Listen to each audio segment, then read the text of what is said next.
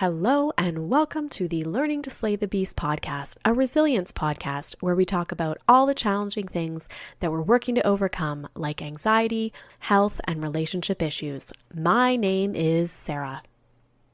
This week, we are in for a real treat on the Learning to Slay the Beast podcast. I was super excited when I booked this episode, and I think you're really going to enjoy it. So, as some of you know, I've opened my eyes up to sobriety when I quit drinking entirely almost 2 years ago. And I talked about this in episode 111, how and why I gave up alcohol for a year. Well, that was almost another year ago. And honestly, I really can't believe it when I think about it that I haven't had even an inkling for a drink in 2 years. And I wasn't somebody who was drinking heavily, but I did have challenges with, if I had drinks, having sleep issues and different things coming up. And I just decided I'd had enough of this thing being a thing in my life and decided to move away from it and give it a try. And I think there are a lot of people out there thinking about this. We've recently heard new health recommendations, particularly in Canada, looking at really decreasing those limits of alcohol consumption in order to really help our physical, social, mental, emotional health. And so I thought it would be great to connect with Jennifer Hirst, who is a sober coach. She has an amazing social media platform that I keep seeing putting out such positive things into the world. And she's spreading the message of sobriety, its benefits, and she helps others to feel accepted in their sobriety. I think this is something that is so helpful to have community around it because, you can sort of feel like the odd one out at times when you're at an event or, preparing for a holiday and you're thinking, oh, how does this work with no alcohol? It is so in our society. We celebrate so much with alcohol. It's very normalized in our society. We see it in shows on TV, in movies all the time. It's become a big thing in mom culture where, there's kind of that, oh, it's wine o'clock, or how am I going to get through my day? I guess a whole bunch of wine. And so we see it so much now. And when we think about our children too, it's something that we're starting to see very early that they see it normalized. And I think it's just something to be really aware of. So I want to talk to Jen, hear all about sobriety from her perspective, and hopefully it'll open your mind a little bit to thinking about what this really is. If it's something you've thought of trying at all, she's definitely got some tips around that. And even tips to support friends that maybe are sober and what you can do to kind of make them feel included as well. So I really hope you enjoy this episode. I loved speaking with Jen. Let's hear more from Jen Hirst. So welcome, Jen, to the podcast. I'm happy to connect with you today. Yes, thank you so much for having me on. It's great to be here. Yay. So I've been really excited about this interview, seeing you a lot on Instagram, especially, and a lot of what you're putting out there. But for those who don't know you, why don't you start with giving us a little bit about your background and how you decided to become a sober coach? Right. So yes, thank you so much. My name is Jen Hirst, and I'm a sober mom of two little humans who are 6 and 8, and I live in northern Minnesota. And I am 9 years sober, coming up on 10 years, which is crazy to say that. After spending most of my career as a brand manager for a fitness company, I am now a full-time sober coach. And I realized after coming out of the sober closet about 4 years into my sobriety that people wanted to hear my story and how I did it as someone who, I like to say, lived in the sober closet for that 4 years. It was really new to me. I wasn't comfortable talking about it, nor did I think that I should or could talk about it over fear of what people would think, what I learned through AA of not sharing about it. But once I did that, everything really, really changed. And I didn't start sharing about it publicly every single day, but it was just little breadcrumbs here and there that really directed me towards my career path. And from that moment forward, I've been on this self-improvement path, continuing to find ways to feel better and to improve my mindset in all areas, from what I'm putting into my body to help my brain, to how I'm moving my body, to getting sunlight, to morning routines, of just ways to naturally feel good. And like I said, by sharing my story, it directed me to my career. And I now help women boost their confidence in sobriety by implementing these healthy habits from the get-go through my group coaching programs, with real life scenarios that we run into when making this big change in our lives, of something I would have wanted 10 to 12 years ago when I was so lost and so confused. I didn't know where to go. I didn't know who to turn to. And there was only one way that I know of, which is so cool right now because there's so many ways to get sober, to stay sober. There's so many paths to take, and there's no right or wrong way. And the things that I coach women on are, what do you say to people? How do you set a boundary? Where do you need to set those boundaries with other people? Front-ending your day with self-care, meditation, and exercise, because I think sobriety is all-encompassing. It's not just removing alcohol. It's really about taking care of yourself, of how much sleep are you getting?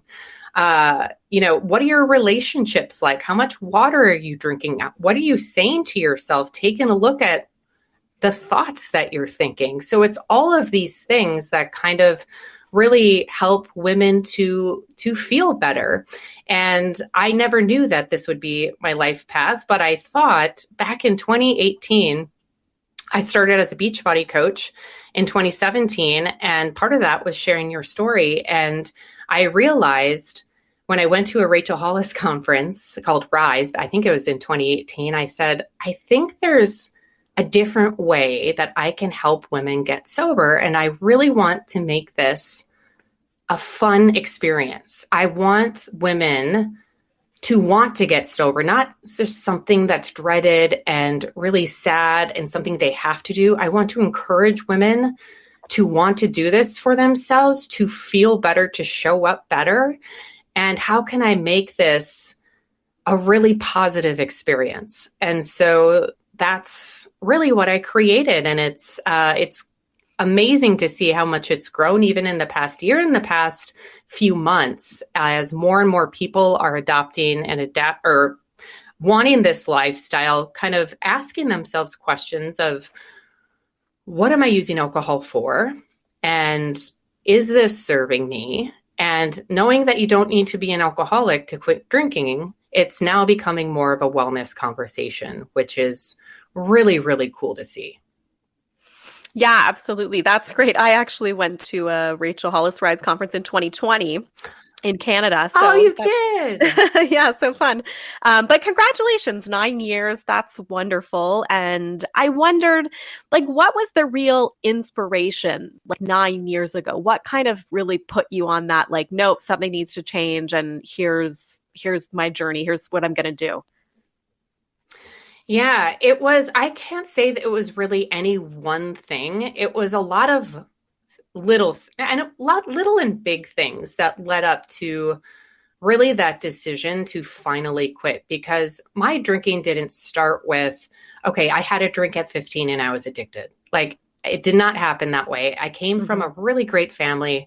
I was from a perfectionist family. I got great grades. I didn't fit the mold of what a typical alcoholic would look like. And so that kept me stuck for many years, because I was high functioning. I did great at my job. I had a great boyfriend, but for some reason I just couldn't get this. And I was so fearful of calling myself that, of putting that label on myself, that it kept me just alone and isolated and battling with myself, telling no one, hiding this, to try to get something that I'm not even meant to be controlled. It's not meant to be moderated. And I just didn't understand that. And it was a lot of things that led up to that, of using alcohol that's really where I started to abuse it, of using alcohol to cope with heartbreak, which turned into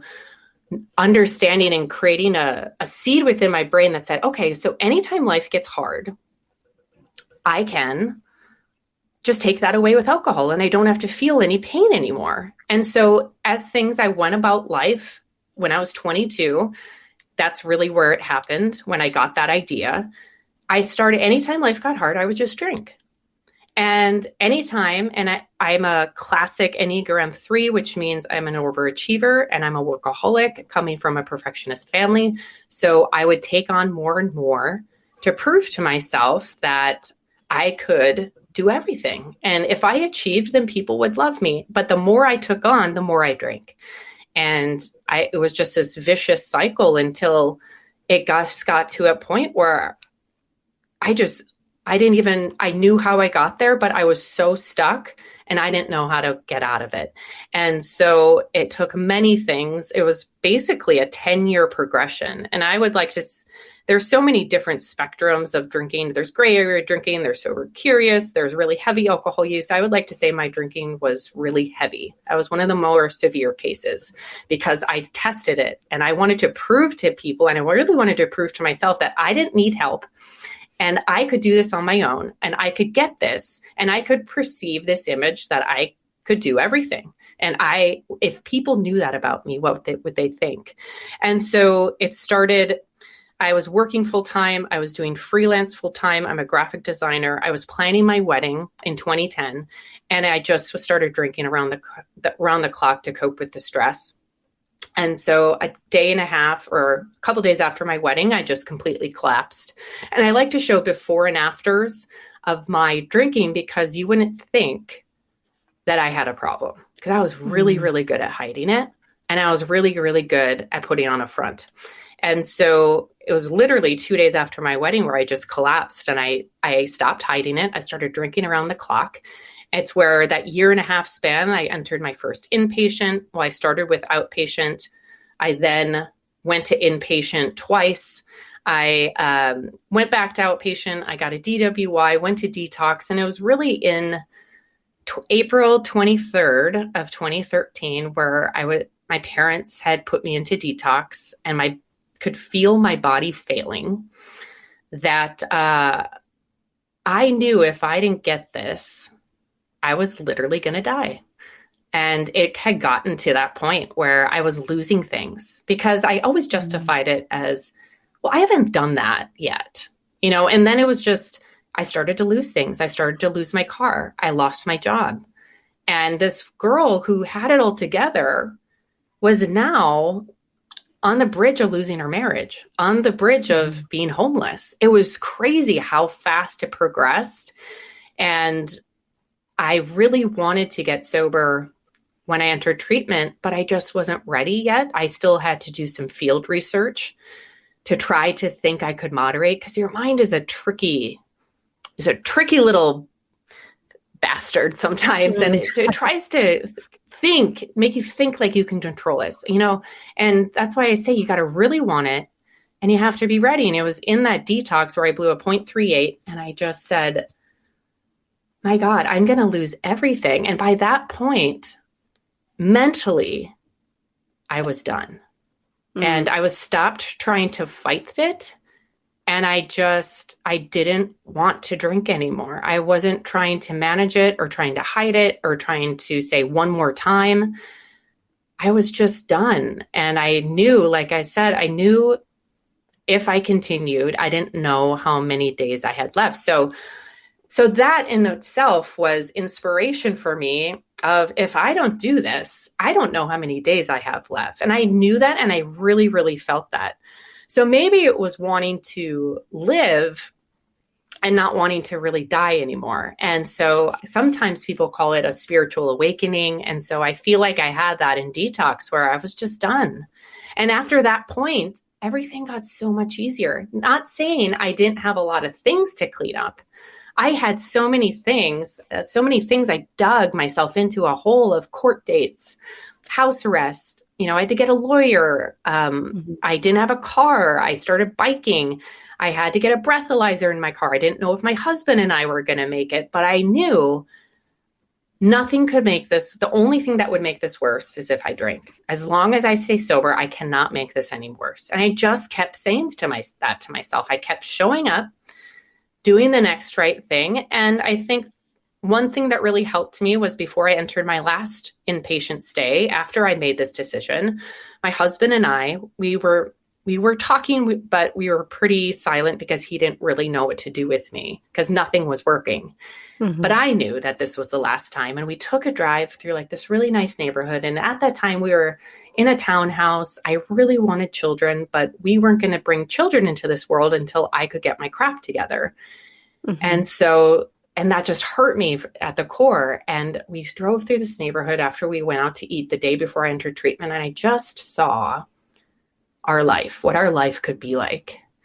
Oh, I'm going to start this story always chokes me up because I just felt, I saw, it was like sunset, it was just the perfect. And I saw a brick house and I saw these two kids and I just used that as motivation to continue of giving up whatever was going to happen and just keeping that vision in mind. And I saw those kids and it's so crazy to say that all of those things that I envisioned came true. And I now have a boy and a girl. It was a boy and a girl that I saw.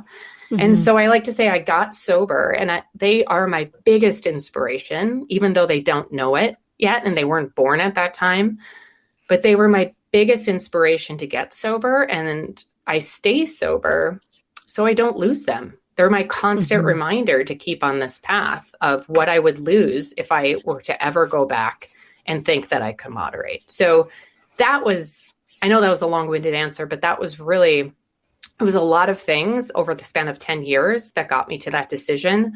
But it was having that vision of what life could be like. And knowing that as long as I do the next right thing, everything's going to be okay.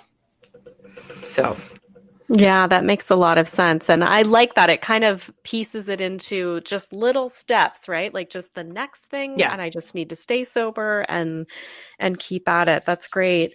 And you mentioned, when you were talking that you deal and you coach with people that are kind of different levels. Like you said, you could classify yourself as a heavy drinker, but there are people kind of all over giving up alcohol. And I sort of land in that. Like I have alcoholism in my family. And so it was always something like in the back of my mind, I'd be worried about. And so even though I'd have a couple of drinks and, be fine, and I was drinking, maybe once or twice a week, it just always worried me. Like I'd have that am I okay? I'm not going to become like this, right? And so I started to just think, well, why am I even bothering with this anymore? And that was really what led me to it. And I thought, I'm doing all this work on my physical health and my mental health, working out things in therapy. And I thought, but then I'm doing this other stuff that's making me anxious and stuff like that. So I don't know. It was, kind of like what you said, like a different motivation and not really like a catalyzing point, but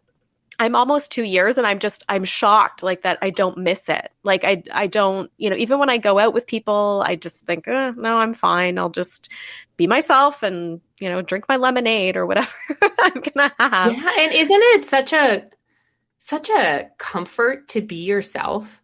And I think that was one of the best, congratulations on 2 years. Incredible. I am so freaking proud of you. And I think what you just said is one of the biggest benefits is realizing that I don't need to become someone else. I don't need to drink to be extroverted. I don't need to be extroverted. I don't need to think that alcohol makes me funner or more fun, more fun. I can just show up and be myself. And if I feel awkward, that's okay. I'm not going to die.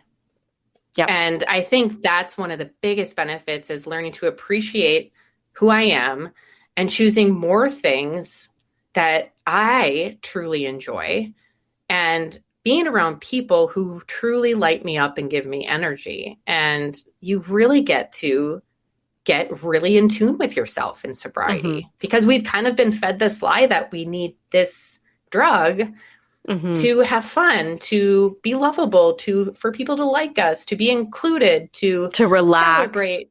Yeah, any Yep. sort of thing that when Yep. you're not drinking, or maybe even when you are drinking or working, that you need alcohol. And that's truly not the case because, like you said, you don't have to have a problem with it. You just really need to get curious of, what am I using it for? And is it actually helping me with what I intend for it to do? What's the goal that I have? And if I have anxiety and I'm drinking to make me relax, that's where like reading and like really understanding what you're putting in your body. Is it worth the anxiety, the high anxiety that alcohol gives you the next day? Is it worth that? Is it actually helping you relax?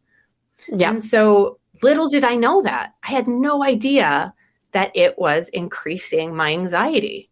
No idea. Yeah. Same. That was another thing that I was thinking, because I would get where I would have these, thoughts the next day. And then I realized, oh, it's because of the alcohol. Like now you're paranoid and you're worried. And it was crazy because sometimes it would just be like one glass, maybe 2 glasses of wine. Like it wasn't much. It didn't take much to, have those adverse effects. And I think you're right. People just aren't aware that can happen. And can I add one thing too, Yeah. is like even having 1 glass of wine, what can really impact your sleep too. And if it impacts your sleep, it's kind of like if you give the mouse a cookie, blah, blah, blah, blah, blah, blah. But if you drink a glass of wine, it's going to affect your sleep. And if you get low sleep, then that's going to throw off tomorrow because you're going to be more irritable. You're going to make poorer choices, probably, because I don't make the best choices when I'm sleep deprived, which then leads you back to, well, I'm really tired. I'm really this, maybe a glass of wine will help. And then you go back to the wine and then you just kind of repeat that cycle. So like you said, just becoming aware and educating yourself about what alcohol really does to your body and how it affects you can do have tremendous results. And really asking yourself those questions of, is it really worth it if it's going to impact my sleep and anxiety the next day? So you got to weigh those pros and cons.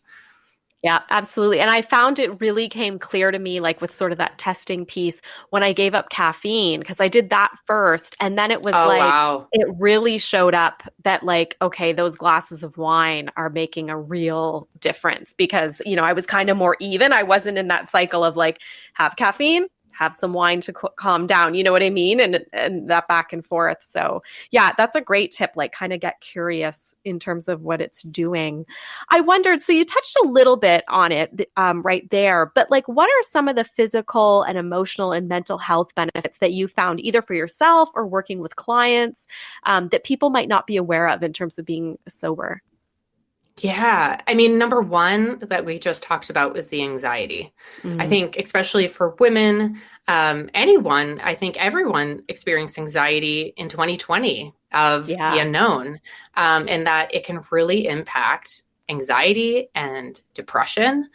And now I have clients really even questioning, do I need to be on medication or was it just the alcohol?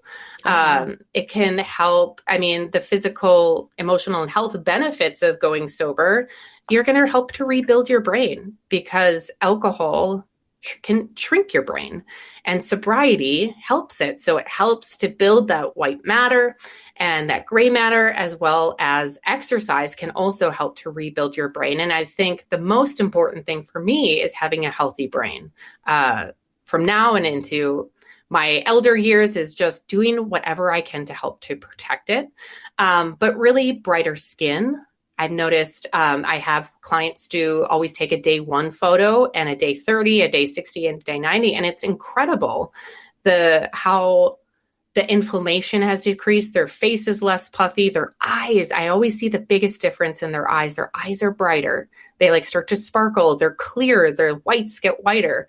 It reduces brain fog and lowers blood pressure. And a big one is you improve your sleep. So sleep can go one of 2 ways. You can develop insomnia, because especially if you're drinking to fall asleep, or you can also experience fatigue, which is extremely common in early sobriety. So allowing yourself to honor your sleep, but you're also getting really good quality sleep, because even if you have one glass of wine, it's going to throw off your REM cycles, which is really essential in helping you feel rested. It's also going to lower your cancer risk. So alcohol is connected to 7 different types of cancer. So it's going to lower your cancer risk. You're going to improve your heart. I think a big one is you're going to have more energy. And what my clients have found is, oh my God, I'm tackling my to-do list. I'm getting to those things that I never had time for because alcohol took up all of my time. And I think especially in my groups, being surrounded by a group of women, is the improved confidence that they have of, moving your body. I always stress moving your body. The more time that they have, sometimes it's saved money, but sometimes we spend that on mocktails and things like that. Yes. But improving your liver and gut health, one of the best things that you can do for your gut is to stop drinking, because alcohol destroys your gut. So it's really, like you said, you were doing all these good things for your body, but then we were drinking wine at night, which actually counters all of those good things that you're doing. So even if you're taking medication and vitamins, when you're having alcohol, that cancels out so many of those benefits of what you're taking to help you to feel better. So if you're on medication, it's allowing your body to use that medication, and that medication can actually work to its 100% capacity, because now you don't have alcohol that's decreasing its benefits.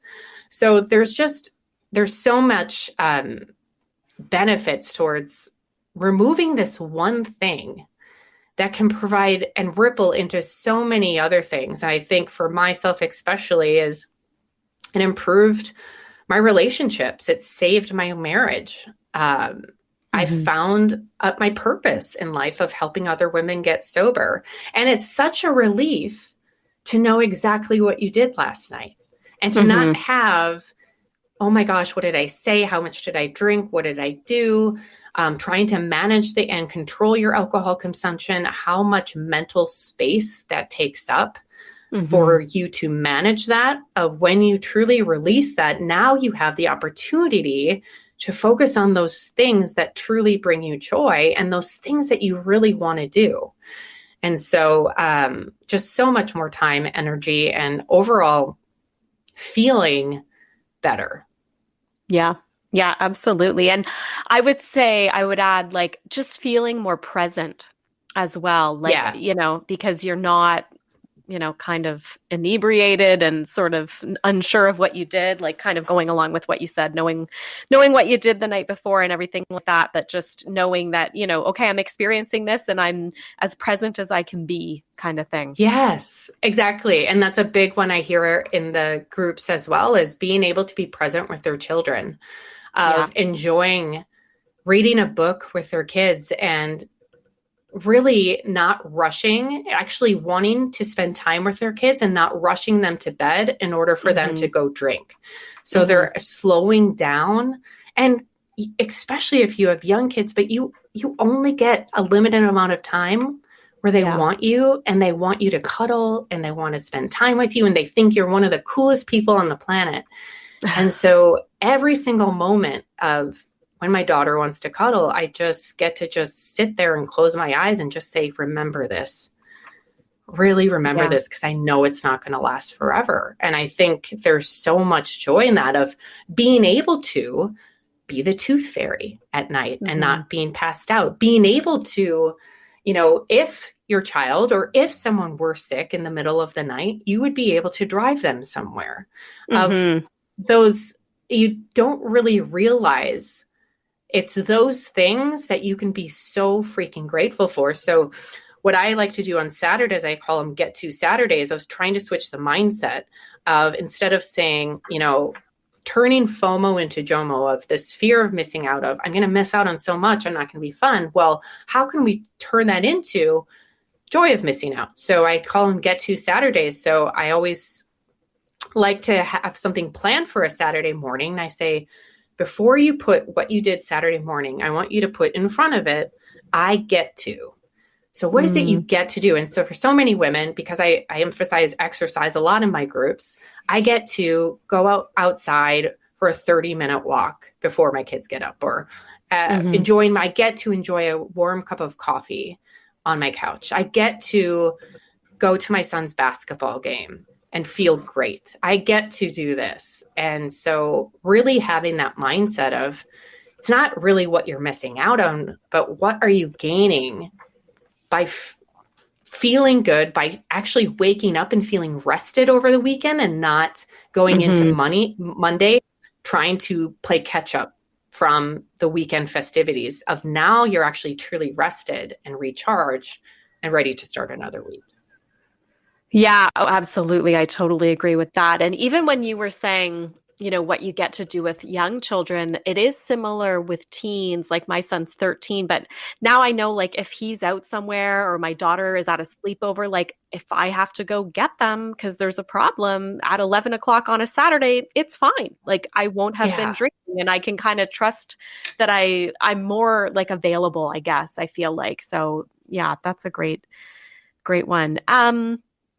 The other thing thinking about kids is now that I don't drink, I'm really noticing how much drinking and alcohol kind of come into a lot of the shows that they're watching, how much, the ads are around. And I know I've seen some things around this on your Instagram, like this concept of normalizing alcohol around our kids. And I just wondered if you could talk about that, like why you think it's important in terms of normalizing sobriety around our kids.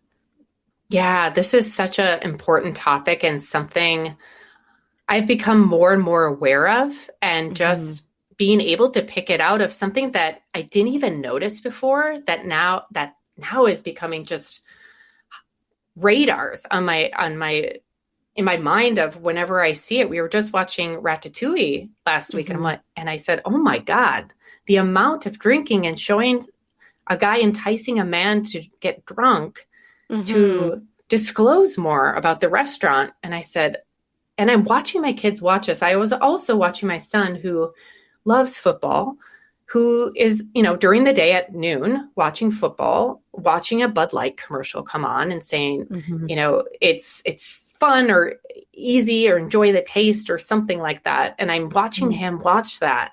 And it's like just a light bulb moment of, oh my gosh, what are they consuming? From him watching football to him going to a baseball game, seeing a woman chug a beer on the screen. And I'm not saying this is going to drive him to become an alcoholic or to have a drinking problem, but I do feel like it does add up. So I think just becoming aware of what they're consuming, and even starting with yourself. What are my actions? Our children tend to do as we do, not as we say. So make sure, what are you modeling for your kids? And knowing that you have control over that. So again, I can't protect my kids, but I can show them what it means to take care of myself. So every single morning, my kids come down and I'm either finishing up a workout or I'm getting ready. So that means moving my body, drinking my water, getting outside and going for a walk. Showing them that even if other people around me are drinking, and my kids, they do know about alcohol. I didn't think they knew, but they know because they pick up on everything. My husband drinks. He doesn't drink a lot. He has a beer once in a while, but my son knows what beer is. He knows what alcohol is. We had a conversation about it last year. But what are the behaviors that I'm modeling to them? Not that I'm trying to push it on them, but I also feel like they deserve to know the risks involved with what they're consuming. And also to talk to them early. There's never really too early of an age. You don't have to disclose everything, nor as I am to my son. But if he's curious, I'm going to tell him. I'm not going to tell him everything because he has a choice. I'm not going to push sobriety, but I am going to show him two ways. So I really want to keep that conversation open, knowing that, again, they have options, that it's not you go to college, you do this. But again, they deserve to know the risks, which I didn't. I was just taught to, with the DARE program, say no, but why? Why should I say no? Like, what is involved? What are the risks associated with that? But why should I say no to this? And more, which is so great to see, more and more is coming out on the dangers of alcohol. And I fully believe in, I think even quicker, like 5 years, if that, we're going to view alcohol the same way we view cigarettes today. And so it's shifting. We're right in the middle of it, right actually at the beginning. But more and more companies are coming out with non-alcoholic options. And now we're beginning to normalize sobriety and not having to attach a label to someone who chooses not to do so. We can do that from just wanting to take care of ourselves. And so a new book that came out that I've recently started following, her name is Jessica Lahey, called The Addiction Inoculation, Raising Healthy Kids in a Culture of Dependence. So you can check out her Instagram page as well. Her Instagram handle is Teacher Lahey, so Lahey. And she's opening this conversation of how many instances kids are have alcohol portrayed to them in any given day. And like I said, I don't think it's going to be the catalyst of what drives them, but I think the brainwashing starts early. And just becoming aware, I think, is the first step. And then starting with yourself of what are they seeing in their eyes by what I am doing? Because their biggest hero, especially when they're little, is their parents. And so if daddy's doing that, then that must be cool. Or what is mom doing? How is she? I can show them a healthy lifestyle and not tell them. And that's really what I like to do in my sobriety. I don't want to tell people to get sober and sober is the right way, but I'm going to show people what sobriety looks like and have that through my actions. Yeah, I love that. The modeling piece is so important for sure. And just showing a different way kind of thing. I think that makes a lot of sense. Yeah. I'm thinking about some people that have maybe listened to this and thought, okay, maybe this is something I should try. Any tips for someone that's thinking of becoming sober or is newly sober, but they're kind of having a tough time navigating the new lifestyle or, problem solving in areas where they normally would have had a drink? Yeah. Well, number one is keep the labels out of it. I think we've discussed this a few different times on this podcast, but you don't have to call yourself an alcoholic. You don't have to think you have a problem. I would say just try it for 30 days and see how you feel. I also really feel like books, like start reading and again, becoming aware and getting curious. So one book I really recommend to everybody to start with is This Naked Mind by Annie Grace, because I fully believe, Maya Angelou says it, but when we know better, we do better. So start educating yourself of what you're putting into your body, because chances are the media is not going to give this side as of right now. You're going to have to do that research on it by yourself.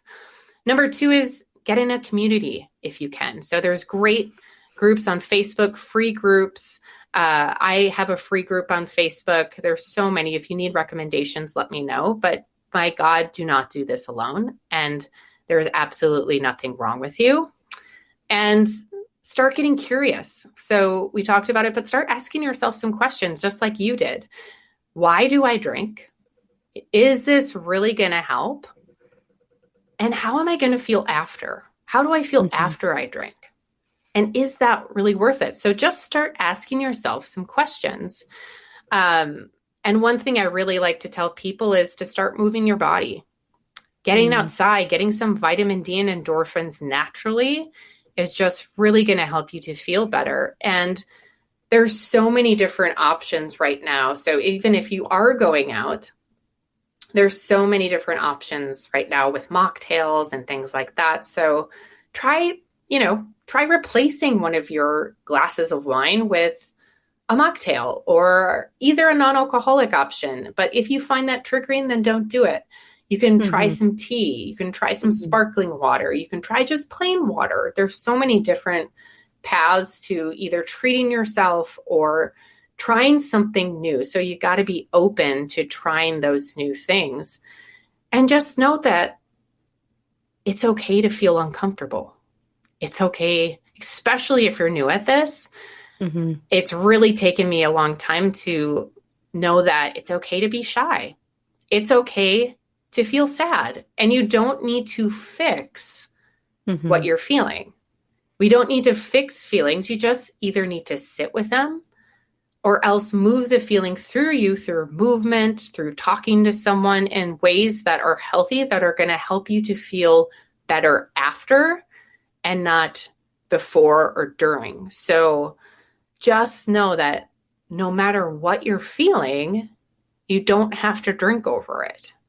And you can just accept that all feelings are just feelings and they don't last forever. I think we've been conditioned to think that feeling sad is somehow a bad thing, but actually it's really important. And it's really important to cry. It's really important to have, fear, to be nervous, to be in all of these different feelings. They're all accepted, and we wouldn't even know a good or bad feeling, if we want to even classify them, if we didn't experience them. So just allow feelings and find ways to help you to move through those in a healthy way. Absolutely. I think that's great. And even just that, trying it. That's kind of what I did. Like I was like, oh, I'm going to just start, for 30 days and see how this goes. And then it was sort of like, well, I don't really want to drink now. And I just kept doing it. It was just, and keep adding to it. So I think that's great. Any other key pieces of advice or tips that you want to share before we wrap up? Just honestly, like you said, taking it one day at a time, you'll get your groove. But like you said, just give it a try. And you don't need to have an excuse as to why you're doing it. You can just simply do it because you want to feel better and see what life is like without it. And if you think you do have a problem, or if you can't stop, there's absolutely nothing wrong with you. And it's nothing to be ashamed about. You don't have to hit a rock bottom or have a bad moment to question why you drink alcohol. You can simply decide to pivot and turn down a different path because you're curious about what life would be like. But again, by becoming addicted, or if you can't stop, your body is just naturally doing what it's supposed to. So it's nothing to be ashamed about. There's nothing wrong with you, and everything's going to be all right. But you cannot do that alone. You got to get in a community to know that you're not alone. So, but again, this stuff doesn't come in one day, and your sobriety just doesn't show up in one day. It's just a constant process of self-improvement. So, and it's a really cool time to start to do this because it's becoming normalized. People are talking about it. There's more non-alcoholic options, and people are owning it and starting to share and be open about it, which is really freaking cool to see. Yeah, I've seen so much this year. Like a lot of people were doing dry January, and then I've seen a push for dry February. So it's like, maybe some people are just going to keep rolling through these challenges and end up noticing those changes that we were talking about. So and it doesn't have to be a forever thing. And sometimes women in my groups get so fearful of, oh my gosh, is this a forever thing? And I said, try not to future trip into forever and just start focusing on the next 24 hours. And I know that's hard because who you are today, or if they have a vacation coming up, I always say who you are today is not who you're going to be by next week. Because if you keep alcohol out of your system, the growth that takes place in a week, in a few days, in a month is freaking crazy. So it's impossible to think that your mindset is going to be the same as who you are today to who you are in a week or 30 days. So just keep focusing on those next 24 hours and keep making that decision.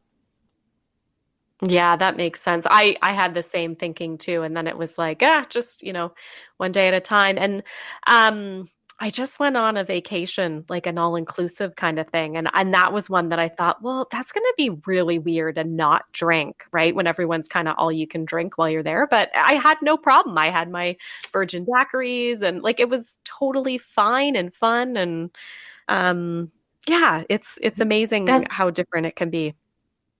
absolutely. That's crazy that you brought that up. And I actually had a woman in my group bring that up because she's going on vacation to an all-inclusive resort. And she said, I feel like I'm going to be missing out. I'm not going to get the best investment for the money because I'm not drinking. I said, it's all in your mindset because actually by drinking, you're missing out on so many activities and things and experiences of honestly being present for this in this beautiful location.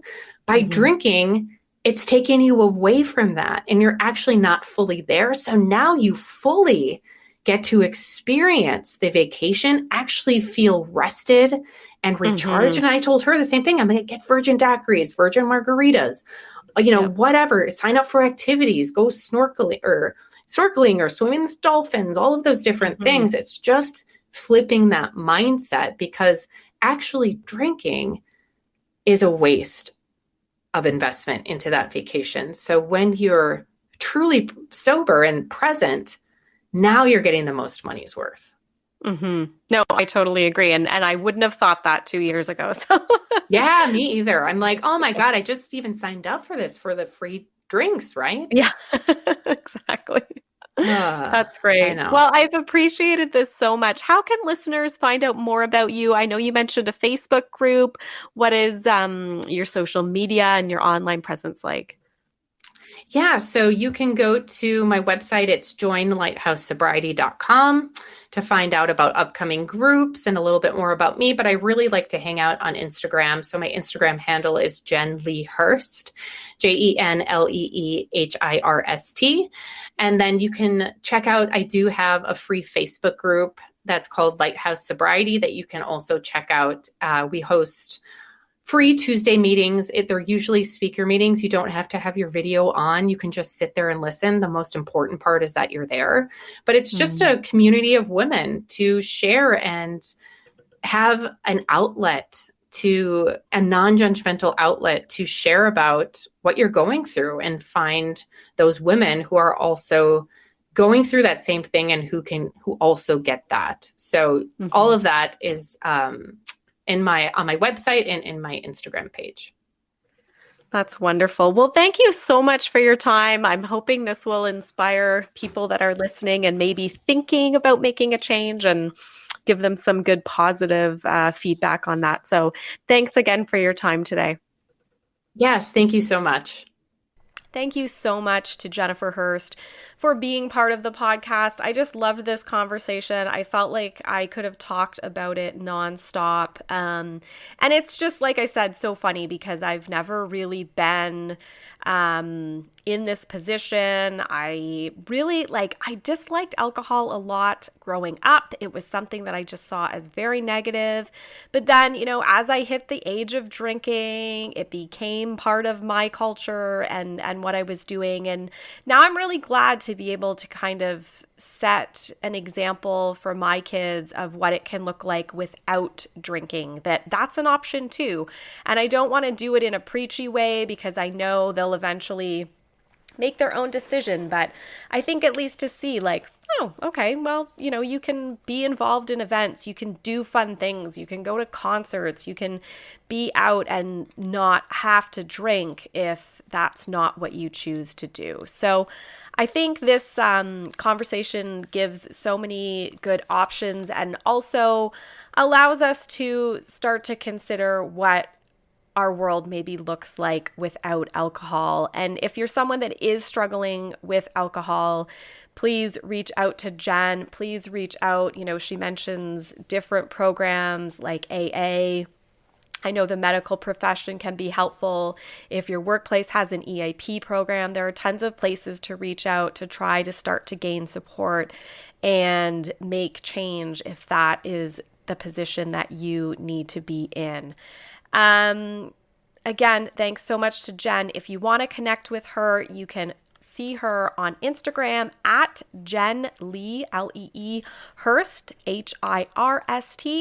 You can join her free Facebook group, Lighthouse Sobriety, and visit her website, joinlighthousesobriety.com. Again, thank you so much to Jen for this conversation. I felt so excited after I spoke with her, and I hope that you do after listening to this. Again, if you've got ideas for shows, you want to learn more about a certain area, please feel free to reach out to me. I love to hear what everybody's thinking about. It definitely helps me when I'm reaching out to guests and even thinking about ideas to cover from a personal perspective.